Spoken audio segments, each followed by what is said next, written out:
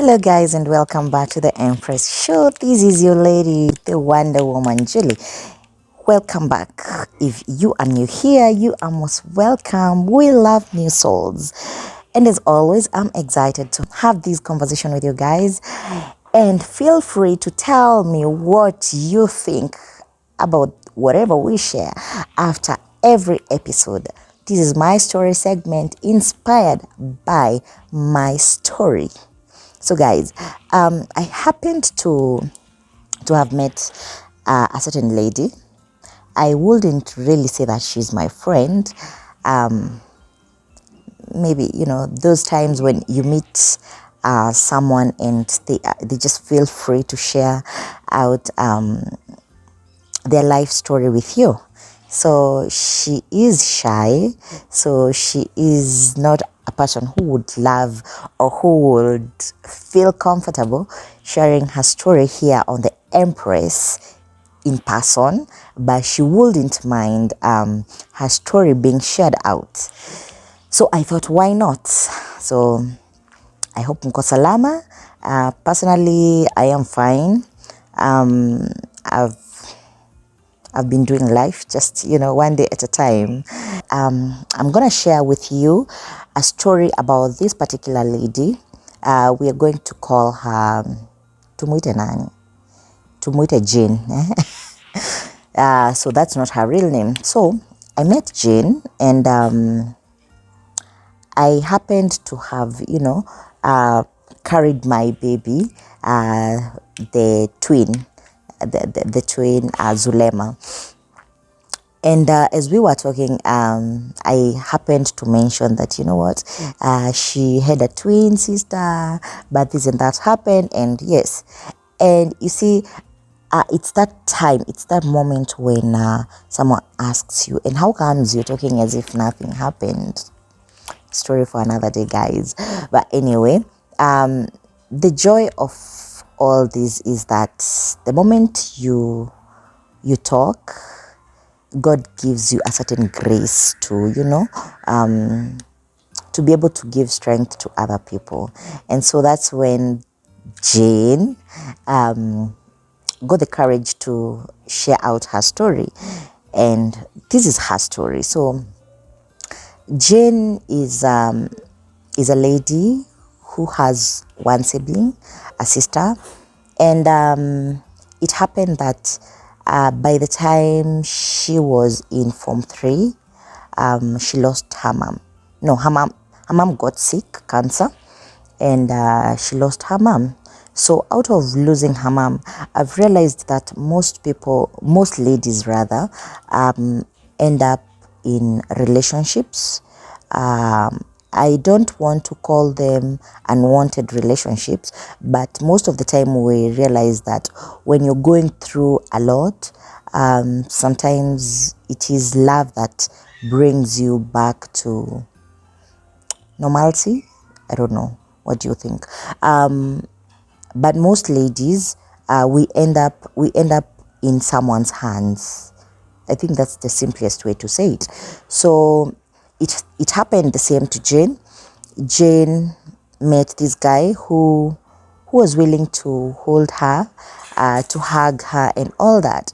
And that is what we usually need most of the time, that hug, that compassion, seeing that someone cares for you, seeing that someone is listening to you, seeing that someone looks like they understand you, even if they don't understand you. So Jane fell in love that particular moment when the mom passed on, and they were being raised by a single mom. So at this particular time, Jane was turning into, the mom now. She is the firstborn, so she was to take care of her sister. The sister was still in primary school, and therefore Jane was to bounce and be the caregiver of the sister. So Jane became pregnant for this guy. And so what happened, before becoming pregnant, they had moved to Ushago from Nairobi because now the mom is gone, there's no one else to take care of them. So going back to Ushago, maisha ikawalemea, like wakashindwa kucope it kabisa. And then there in Ushago, nobody seemed understanding. And so they came to Nairobi, rather Jane came to Nairobi, and that's where now she became pregnant.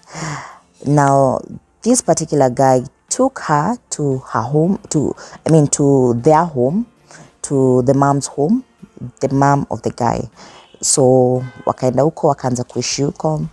And then few months later, just before giving birth, the guy did not have a job. Jane did not have a job. So they decided, sababu I don't have a job and we are about to be parents, how about we just think about something? How about I go to a place like Qatar and just find something to do or get a job, then go to Qatar. And so Jane was like, yeah, that's a good idea. Sababu by the end of the day, all we need is money to take care of this kid. And because we are young parents, we still have time. So yeah, they agreed, and yes, the guy went. But before the guy went, waliacha kama wamekomboa nyumba so that Jane can stay there. So Jane now was about to give birth. Before the guy went, akapata mtoto and wakaka 3 months, and then now the guy went to Qatar. So Jane was excited because at this particular time, all you need is a surety that, you know what, we will be able to take care of the baby by ourselves. Now, Jane had it in mind that it is only this guy that she can rely on because she doesn't have a mom. None of her family members would be willing or would be able to take care of her and all that. And she still has a sibling who she has to take care of, a sibling who has to go to school. So it happened that akapata mtoto, chali akaenda Qatar, and then 3 months into Qatar, chali anaongea, anatuma do. After 4 months, the guy vanished. No talking, no nothing. A whole year ikaisha, nothing. The chick tries to call this dude, nothing. The number she had was not going through anymore.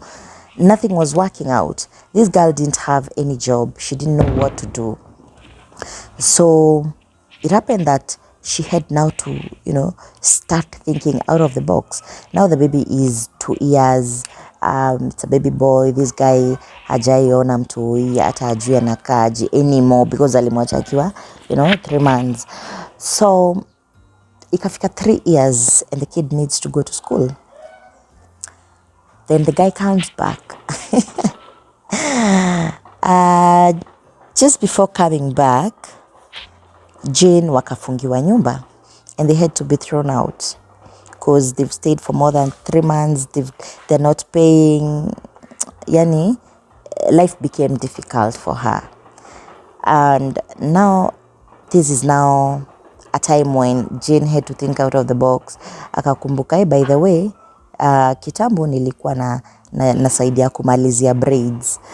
And so I have to find something to do. So Jane decided to go to a certain mama and tell her, you know what, nataka unifunze kufanya hii na hii kwa salon. And that is what she did. At this particular time, they don't even have food to eat. And she is a new mom and she is still a mom to her sister. So what happened, she decided to send her sister to one of her aunts, of course temporarily, as she takes care of the baby. So it happened after they were thrown out, Jane decided to start looking for help. Akaenda akakuwa house help for a few months, ikamshikilia. Alikuwa a house help in one of our celebs houses. I won't mention her name. And she was a very kind woman to her. God bless her soul. So after a few months, akamwambia wacha sasa nirudi. Alikuwa amempatia SQ where they would stay even with the sister came back and now the baby. So Jane because she is a very hardworking woman, aka bounce back, wakapata pesa kidogo, wakaenda akakomboa ka single. Remember, huu ni mtu ametoa watoto kwa a room that is self-contained, and si place wanafinyana with everything, but because this guy alienda na akavanish, she didn't have anything to do but, you know what, you have to restructure. So Jane akapata ka single. They didn't have a bed, they didn't have nothing, so they decided, she's a very prayerful woman by the way, they decided, how about niende kwa the landlord nimrequest anipatie at least mattress na kameza na maybe kuka tu, ndio tu aweze survive. So God was so faithful enough that even before apigie the landlord called her, because it was about your 25th December, and the landlord was like, mimi na mama nani tumedecide kukupigia kwa invite mkuje for Christmas. Oh, God is so gracious. So akakuwa amepanga her lines of thought, kujua vile atapanga hizo story, kumwambia niaje, najua niko na deni yako but unaweza nisaidia tu nichukue tu kuka tu kale kadogo and maybe mattress na kameza tu for the sake of the kids kufanya homework and all that. And the guy was so cool. He was like, no, don't even tell me what you want to pick. We utaenda na kijana wangu, utaenda kwa store, muende uchukue whatever you think you need. Hata ukitaka yote chukua tu. And this is a guy mwenye uko na deni yake, a very huge debt.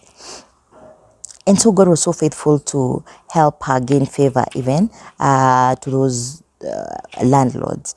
So akaenda akachukua the few things, sababu hata zingeweza kutoshea kwa ka single. She only took what was important to her. So at that time the baby was 3 years, maybe two turning 3. So by the time the baby turned 3, the baby is a boy. By the time he turned 3, this Jama comes back single-handedly with just a backpack, nothing else. And then he crafts a story. I've been deported, they took everything from me, blah, blah, blah, a lot of things. And the chick takes him back. And, you know, from the way she was telling me, she was like, she went to her pasi and she prayed and she said, if truly it's God who has brought him back, then be it. 3 days later, this Jama takes the backpack and tells her, I just wanted to see that you guys are okay. And because I'm feeling so guilty coming back empty-handed and all that, you know, and in the state that I am in, I beg to leave. Just allow me to leave because sioni vile naweza kaa. Yes, watoto wananiita daddy. Yes, mtoto wananiita dad, lakini sina uwezo ya kumsaidia. Then the lady says, it's fine. Unataka kwenda? Unaenda wapi? Jema was like, nitaenda kuhustle and then, you know, to try vile naweza rudi and all that. We'll be talking, blah, blah, blah, things like that. So the Jama chomokas and that's it. An year goes by, nothing. 2 years, nothing. And then, God is so faithful. It turns out that this chick, now Jane, comes to find out that actually, all this while, the Jama even never went to Qatar. He was still in Kenya. Kumbe he went and got another chick, got another family. So I think guilt ndio imekuwa ikimkula all this while, you know, ndio akadecide kukuja tu kuona how they are doing. So akona another family, another, another lady and all that. But now my problem is, the reason why I'm sharing this story, my problem is Jane ends up saying, but anyway, mimi nilienda nikaambia pastor wetu anirelease tu, awache hata mimi niende niolewe sababu already huyu ashaoa. But the pastor says no, wait for him, you're still married to him. But remember, these guys never went to church ati wakakuwa married legally. There was no legal thing, there was no straightforward marriage there. So my problem is, why should the pastor tell Jane aiziolewa because already she's bound to this other man, yet this other man is already married with another family, having his own life. At the only time Jane can get married is if this guy dies. Yet she's also still willing, if he comes back, it's God's will. Guys, I cannot comprehend. Mimi sielewi. I'm a Christian, but I don't understand that particular statement. How, excuse me, how will they be waiting for someone who is married to someone else with a family, fully settled family, atinamgoja arudi akue my husband, and he's still my husband? How is he her husband? Guys, down on the comment section, let me know, make me understand. Should Jane continue waiting for him? Is it fair? Is it fair that she continues waiting for him while he is married to another woman here in Kenya with another family? What do you think about that? Tell me down on the comment section. Yani mpaka nimechanganyikiwa. So let me know, what do you think? Should Jane continue waiting for, let's call this guy Eric. Should Jane continue waiting for Eric to end up his other marriage, to come back to her, yet her marriage was the first one, quote unquote marriage, because they got married because she also got pregnant. So by the end of the day, this marriage wasn't laid on a good foundation. So should Jane continue waiting for Eric as her pastor tells her, or should Jane be given the liberty to move on with her life? Right now, her son is, I think, about 7 years. This guy left this kid at 3 months and pretended to have gone to Qatar, yet he went to start up a new family. What do you think? Down on the comment section, let me know. Make me understand. Should Jane move on with her life, or should she wait for Eric to die or to come back? So guys, thank you so much. Let me know your thoughts down on the comment section. Keep me motivated to bring you guys more stories. These are real stories, by the way. Sisi uwa to sugarcoat, raw and candid. Let me know down on the comment section. And as we come back with another video, make sure you subscribe. If you haven't subscribed, subscribe. And make sure you give me a thumbs up if you like our stories. And let us know your thoughts down on the comment section. So without further ado, I want to appreciate you guys. Thank you so much for always staying tuned. And we love you so much. You make me keep going. So thank you and God bless you. I love you all. Mwah. Bye.